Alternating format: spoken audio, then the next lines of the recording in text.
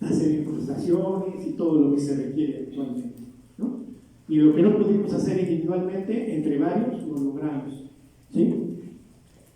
Y entonces alguien decía, cualquier actividad puede realizar una cooperativa, a excepción de aquellas que requieren mucho dinero, como fabricar tranvías, aviones. Pues bueno, de nuestro bolsillo no va a poder salir dinero como para poder tener la maquinaria de hacer eso. Pero para otras cuestiones sí, ¿sí? Entonces hasta se dice, la OIT, la Organización Internacional del Trabajo, dice, hay un proyecto para gente que está discapacitada, mientras no sea que está en silla de ruedas, pues su cerebro está funcionando al 100%. Entonces me tocó ir a Venezuela y ellos promovían que un 6% de los trabajadores de las empresas fueran discapacitados. Pero luego decían, no saben hacer, bueno, entonces ellos tenían un centro para capacitar a los discapacitados. Y entonces sabía arreglar celulares, entonces ellos en sus sillas de ruedas, trabajaban en arreglo de celulares, en cuestión de tapicería para vehículos, para viviendas. Entonces había una rama de actividades, entonces ya podían ser contratados porque ya tenían adquiridas esas habilidades. Pero una empresa tradicional, pues te va a decir, no, tú no me sirves porque eres capacitado, ¿no? Entonces, por eso se habla de que la incapacidad es una palabra despectiva, y entonces tienes habilidades diferentes, ¿no? Y van cambiando el nombre luego, ¿no? Porque nunca van a encontrar un apelativo que refleje eso, ¿no? Entonces nos hablan de adultos mayores, adultos en plenitud, tercera edad, y ninguno, y al rato van a inventar otros, porque nunca van a encontrar una designación que no sea despectiva, ¿no?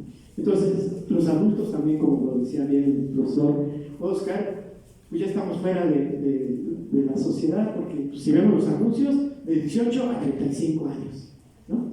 Y muchas veces ya de 35, porque se les hace que al rato ya no les van a ser útiles. Entonces enfrentamos un mundo laboral muy difícil. Y entonces, ¿qué es la cooperativa? Una organización de autoempleo colectivo. ¿Sí?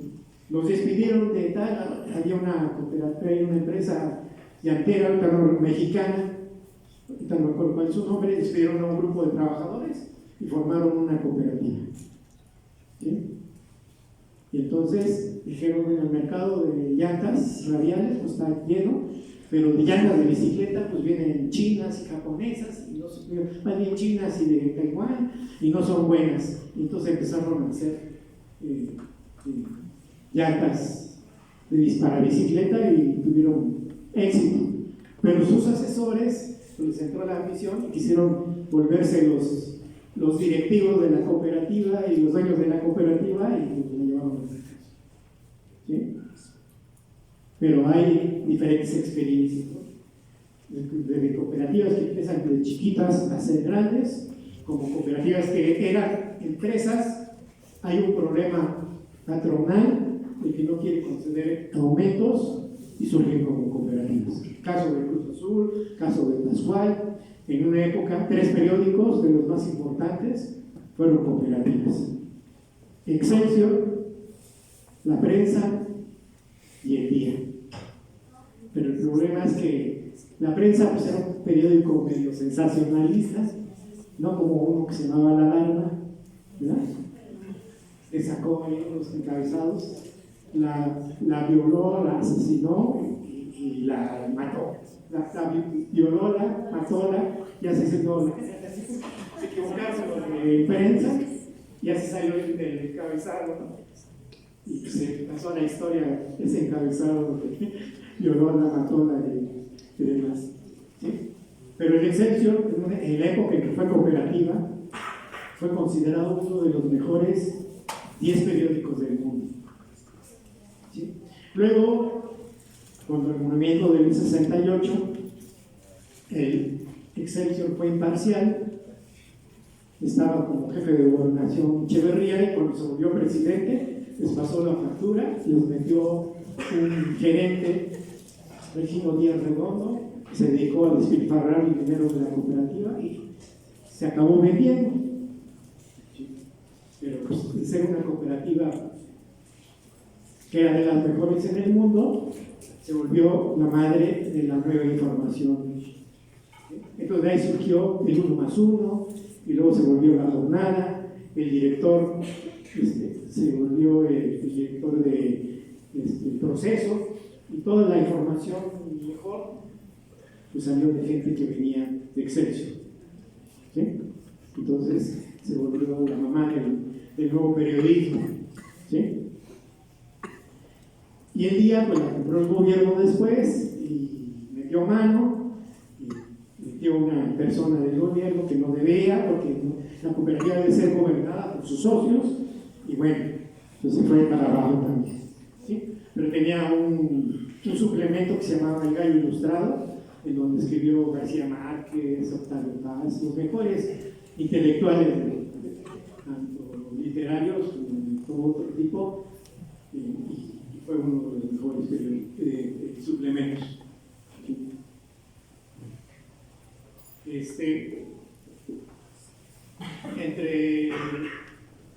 Volviendo a los teóricos del cooperativismo, en Inglaterra se dio principalmente que un grupo de trabajadores de la industria textil, 28 trabajadores, de los cuales 6 eran discípulos de Robert Owen, formaron la cooperativa de los equitativos pioneros de Rochdale. Y es considerada como la primera cooperativa exitosa.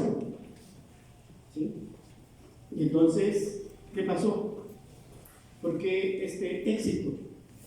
Porque ellos no nada más se asociaron para formar su cooperativa, sino que establecieron primero en 1843 que iban a ser una cooperativa, y lo que les pegaba, su necesidad era que su dinero no rendía. Entonces hicieron una cooperativa de consumo.